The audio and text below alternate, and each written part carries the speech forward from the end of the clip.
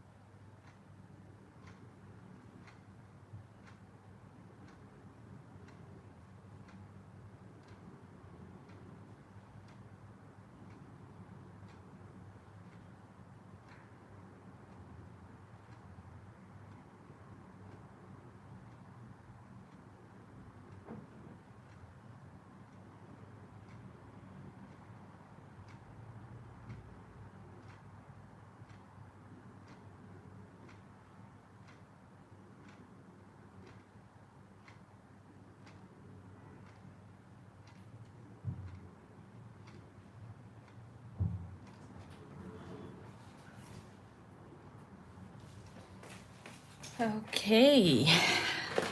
Good good evening everyone. Sorry, I needed to go to my laptop to just fix everything. And I'm pretty sure I will learn from this history, from this kind of technicalities. So I needed like at least 10 minutes to adjust on or to send a link and things like that, so that because the laptop is in the living room and I needed to stay here because my husband is also working in the living room, and so I need to go back and forth.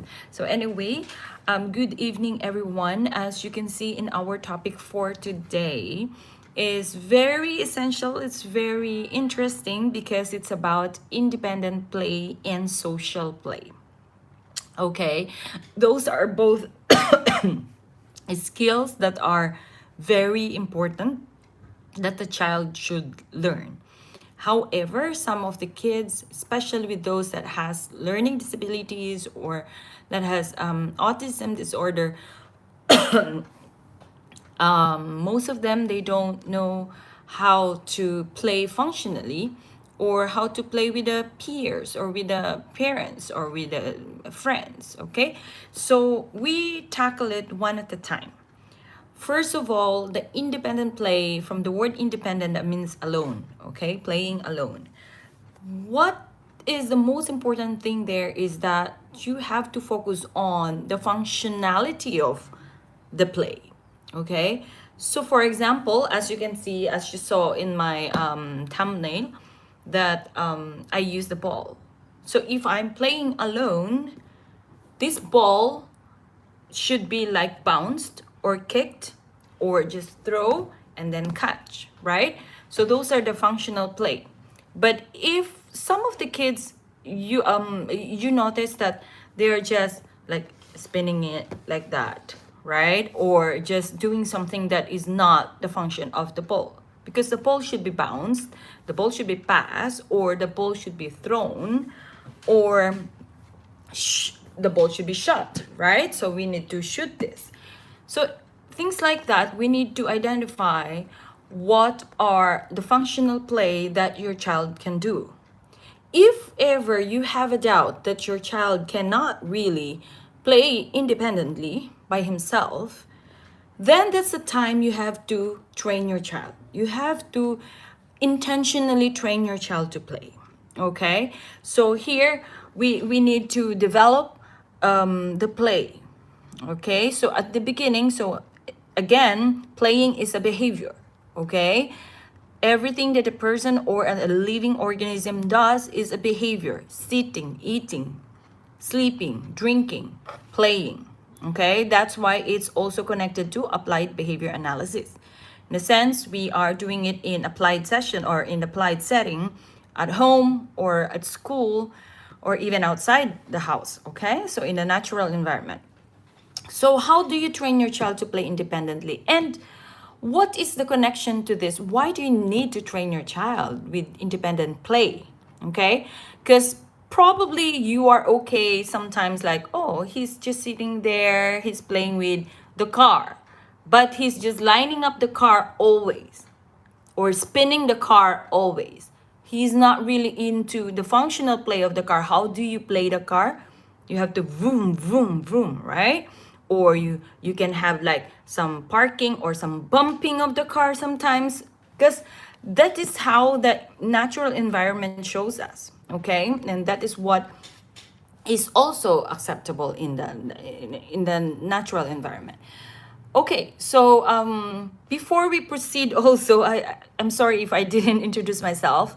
My name is Jocelyn Piwangibin. I'm a board certified behavior analyst, an international behavior analyst, and a certified autism specialist based here in Abu Dhabi. Okay, and I'm really happy to have this live now. Okay, let's proceed. So let's go to the independent play.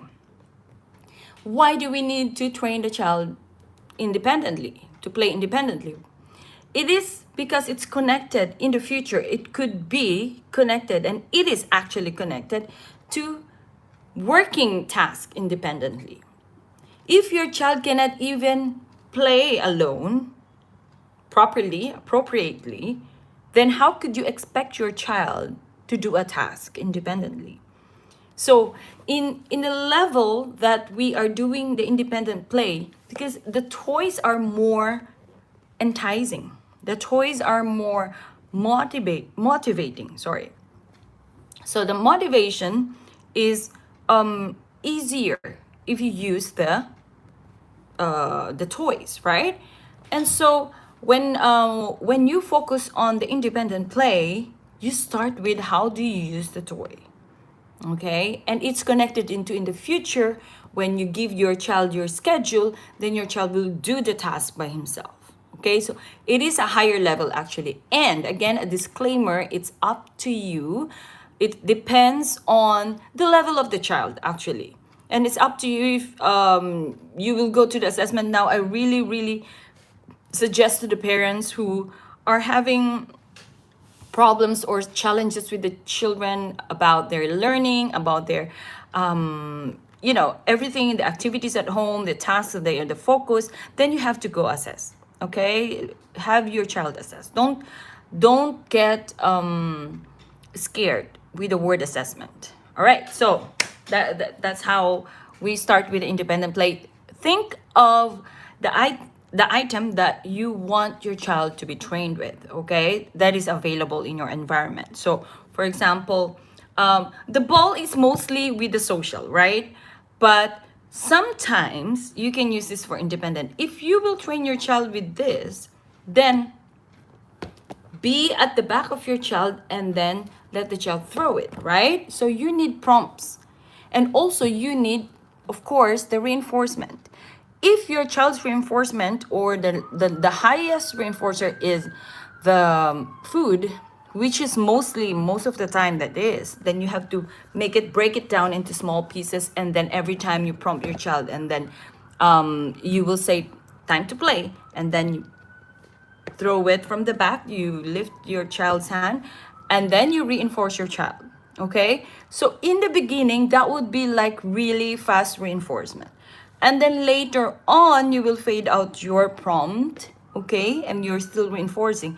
And later on you can fade out your reinforcer until such time your child can play by himself with this ball. Okay, so a lot of things like also the cause and effect toys, okay, the balls with the hammer, okay, then you will just prompt your child how to do it, and then reinforce your child until such time the reinforcer will be the natural reinforcer, which is good job playing, or even the effect of the toy itself will be a natural reinforcement for your child. I hope it makes sense. All right. So independent play. If you have any questions, please do not be shy to. All right. Don't be shy to write a comment below, and I will be very delighted to entertain them and share with you what we can do for help. Okay. All right. So let's go for social play. Social play, from the word social, it needs to be at least two. Okay, so it needs to have group, all right, or group of two, and so on and more, two or more. So it starts with your building of rapport actually. When you're playing social play with your child, you yourself should be like a reinforcement to your child. Now, if you are not connected yet to your child, that's a big question. You need to connect first with your child. Build rapport first with your child. Do not give too much demand. When you're playing social, please do not give too much. What letter is this? What color is this? What shape is this? No, that is not social play at all. That is actually giving demand to your child. Social play is having fun together, sharing with the toy together, and enjoying it, enjoying the moment, okay? So it depends on what toy is available in your environment. And most of the time we have the ball, right? So the social play, the only challenge with this is that another person should prompt the child, okay? Because that is also a very crucial part, because we cannot provide the reinforcement if the action is not done. But your child cannot do the action without the prompter. Okay, so if I am the mom, and then your child, of course, social play, so with your child, I have a connection, I have a rapport, it's fine, but your child cannot do the rolling of the ball going towards me. Okay, so someone from your family members should prompt from the back. Okay, so the husband or the older sibling, and so on and so forth. Okay, so just move it like that, and then you say it's time to play, and then you push it to him, and then the prompter should prompt it going to you with his hand over underneath it. Okay, this is the child's hand and this is the prompter's hand, and then you will fade it out little by little. Okay, so when the moment the child did it, then you have to give the reinforcer. Okay, again, we are building a new skill to your child here. If your child's repertoire is not there yet about the skills, about the independent and the social skills, so we need to build this repertoire to your child. Okay, because a repertoire is a set of skills that your child can do. Okay, so these are sometimes they can talk, some of them they can push some buttons, but some of them they really cannot play independently, like with the ball or with the other functional toys, and some of them they cannot play with you socially. Okay, also tickles is also a good example of social play. While you're singing to your child, enjoy skidamarinka dinka ding, and then you have to tickle your child, and then that part your child will enjoy. Okay, and actually in this part, when your child is enjoying your presence, that is a natural reinforcer. Actually, the laughing, the tickle, that could be a natural reinforcer. Now if your child really needs motivation with some food in between, then extend the time, base it on the time. Okay, let's play for 20 seconds, and then after the 20 seconds you give the reinforcer, and then later on you just have to extend and so on and so forth. Okay, same is true with the independent play. You will tell your child, okay, time to play, and then you set the timer, and then after that you can, after the timer beeps, oh, it's nice playing, and then give the reinforcer to your child. Okay, that is very essential for you to understand how to train the independent play and the social play. There are lots of things that you can play together with your child, but do not push it through if they didn't start it with the simple ones. Okay, start with the simple ones, simple play, tickles, singing together. And again, social play, please don't give too much demand yet. Don't give any demand. Just be with them, play with them, and be socialized with them. Okay? So that means they can look at you in the eyes, and that, the eye contact also you can practice here in social play. And in independent play, you can also extend the time from, for example, 1 minute to 2 minutes, and then later on you can remember the to do all done, or the to do all done that has lots of schedule there. You can put first, you can have puzzle, and then get the book, and then so on and so forth, until such time the end part will be the reinforcer. So the moment your child is more independent in doing that, that would be a great relief in your side as parent. So I hope it makes sense about the independent versus social play. Okay, and in social play you can also have the sharing with toys. My turn, your turn. Okay, so in this point you can train your child to say my turn if your child is vocal. Okay, but if your child is really not vocal, you can just say it your turn or say my turn, but you don't push your child to speak. If your child is not speaking yet, just put words on the actions, and that would be enough. You know, the action will show you that he can understand, like my turn, then he will get the ball. Okay, so there are also play that in a higher level, though, like the cards, the color of the cards, matching of cards, and so on and so forth. So think about, be innovative enough to think of what what activities that you can share with your child without giving demands, because social play should be fun and social play should be like enjoyable. Okay, and independent play, it should be functional, more functional, and then extended into longer time. All right, so I hope it makes sense. And thank you so much for tuning in. I'm not sure if I was able to reach you out, but I will post this, of course, in the FB now. And I hope you can make some comments and let me see what are your needs and what are your questions in the future. And don't hesitate to ask me some questions, and I will try my best with the best of my ability and knowledge in applied behavior analysis to reach out and to share with you how what are the techniques that we are using that are evidence-based in our field. So thank you so much for tuning in. And don't forget, please, to like, subscribe, and hit the notification bell so you can be notified for the future videos. And by the way, I also have some personal vlog that I'm doing. So when I edited it, I'm almost done with one of my vlogs, and I will publish it. And with the live, I will focus more on our live question and answers. So if you caught me live on live, then you can throw some questions. All right. Thank you so much, and God bless you all.